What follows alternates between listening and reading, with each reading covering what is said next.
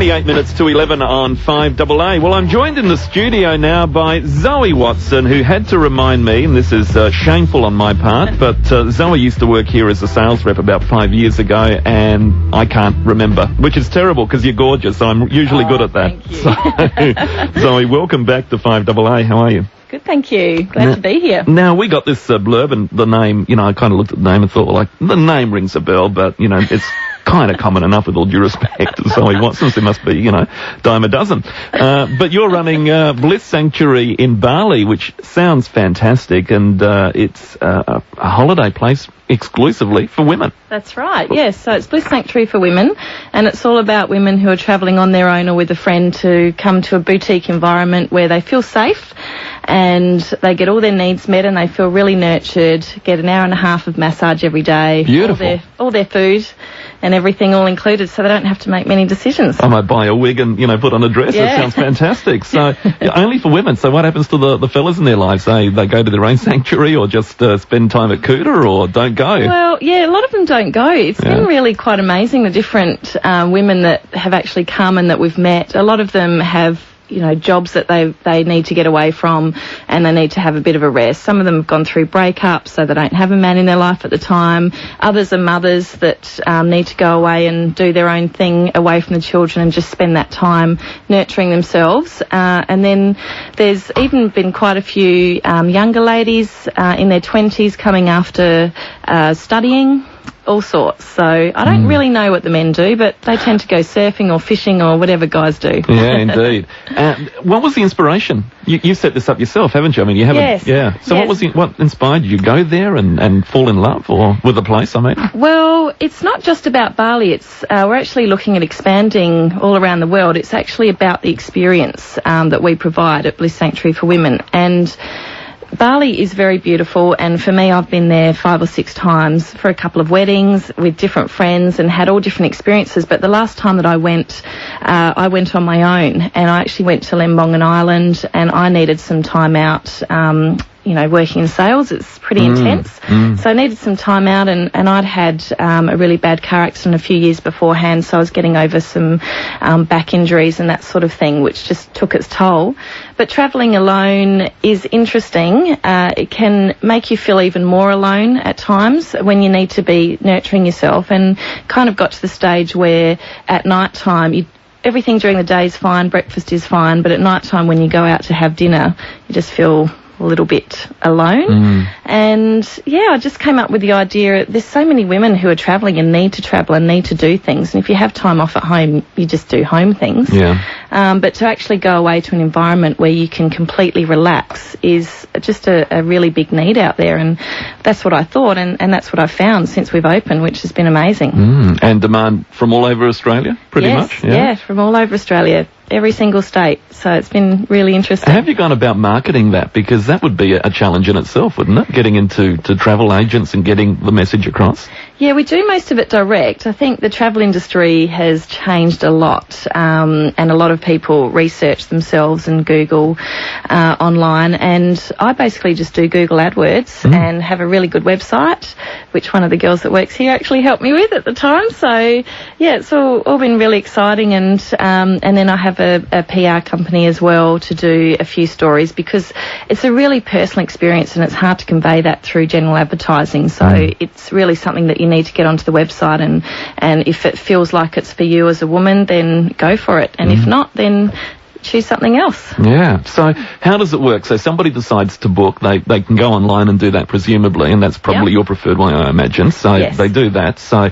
then what happens? They jump on the plane and head over. Talk us through from there. Well, it's actually quite a personal experience from the time that they contact us initially. So as soon as somebody emails via the website rather than booking online, they will be in contact with me personally, and then I will talk them through the dates and the general inquiries, and then people tend to speak about why they're coming, and we build up a little bit of a rapport before they get there. It's really important to me that people feel safe and know what they're coming for, and creating something that's personal. So many things are not personal anymore, and when you're travelling on your own, it needs to be a very personal experience. So when they get there, they're picked up from the airport by our beautiful driver Putu, and then he'll take them back to the sanctuary, and then I sit down with them, or actually we have a new hostess who's just started, who sits down with them for half an hour or so and just has a chat about what their needs are and what they're looking for at the sanctuary, because one of the things that's been quite predominant is that a lot of the women that come that say they want to do yoga and want to do this and want to do that, when they get there, it's actually about resting and having a lot of deep rest and not doing a lot of the things they originally said they wanted to do, which is totally fine. They can do whatever they like. And what's the average stay? We have packages for 5 to 7 days, but we've had a lot of people staying for 10 days up to 2 weeks. I've had inquiries of a month. So, yeah, anywhere really from 7 to 14 days, mainly. And 5-star? Well, the ratings are a little bit different. So, to be honest, I haven't actually gone into what those ratings are. So we're boutique villa accommodation. Okay. A lot of the guests have you know, out of their mouths has come 5-star, but I wouldn't be able to say that specifically, but it is beautiful. And you'd be getting all age ranges, I imagine? Yes, actually, that has really astounded me. I honestly thought that we would get mid-30s to mid-50s, but we have had from 21 to 66. Wow, that's good. And it's an even spread, and it's really amazing. It's a good thing. Is it safe? I mean, that's one of the things, and I imagine if I was a woman wanting to travel, A, I'd be concerned about my safety, and B, Bali in general, given, you know, the terror attacks that have occurred there previously. So, what's your response to that? Well, they were 9 years ago now, and there's so many things happening in the world. I think that if we really get bogged down by fear, then we'd never do anything. So coming to Bali, we provide an environment where you're looked after from the time you email us to the time you get there and you're picked up, all the way through until you're dropped off at the airport again. So we create a very safe environment. We have somebody at the villa there at night to ensure that there's, you know, whatever might go on. But we're also in Canggu, which is a little bit further away from Kuta, which is where the bits and pieces that happen. But it's like anywhere. The things that are happening at the moment in Bali are people that just are really not doing the right things or not really playing it very safe. Whereas our women, they come to us and sit by the pool and go to the beach and go up to Ubud and get massages every day. It's a different world. Sounds so tempting. That dress and wig is looking good. All right. So for anyone with any inquiries, what do they need to do? Give us the website address or whatever you got. It's blisssanctuaryforwomen.com. Or you could just Google women's sanctuaries in Bali, women's retreats in Bali, anything like that, and we should come up.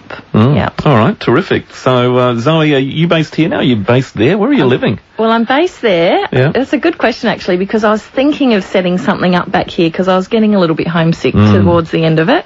But I'm not going to. I'm going to go back to Bali and set something up there, and I've got my new hostess there, and we're actually opening up 2 more this year. So I'm going to be fairly busy over there. You are. So I think, So you're sticking to Bali, or you're going to branch out other places? We will branch out. For 2012, we want 2 more in Bali, just to get everything right. We've only been open 10 months, and we've actually been full for 8 of those months, which is quite amazing. So due to demand, I really do need to open up 2 more. And then I'd like to branch out to Spain, the Greek islands, Portugal, anywhere that's kind of like a third world playground, so to speak, to the larger countries is what we're looking at. All right, that's tremendous. So what do? Do you buy land? I mean, can you buy land in Indonesia? Or do you have to lease for, you know, X amount of years or whatever? It's very interesting over there. I personally have used a leasing option, which is, you know, the business for me isn't about purchasing property. That's a completely different business in itself. For us, it's creating an environment that's conducive to women coming and self-nurturing. So I haven't bought land or gotten into any of that, and the laws just change all the time over there, and I've heard of land being taken away from people that have bought it and that sort of thing. And there's also another sense of security in being in business with a Balinese who owns the land. And so that's just me, and that's what I've chosen to do after speaking to a lot of people. But I do know a lot of people that own villas over there, but that's their business. Our business is a little bit different. And that's probably the smart way to go, and that would be the hardest part of setting it up, wouldn't it, is finding the contacts, I suppose. Well, I thought so, and I actually found our first villa in 3 days. Did you? Right. I think that I might have had a little bit of help from above doing that one, because I now need to find 2 more of them, and I've already looked at quite a few and haven't found what I'm looking for.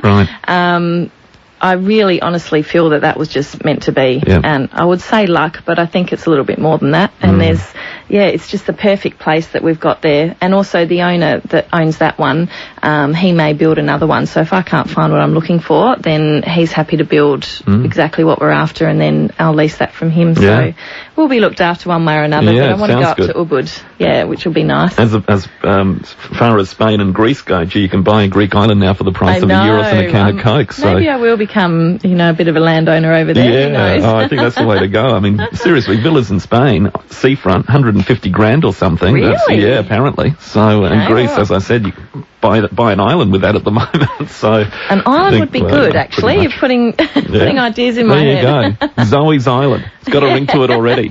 Hey, lovely seeing you again. Thanks for reminding me you used to work here. No problem. Good luck in the future. I hope it goes well for you. Thank you so much.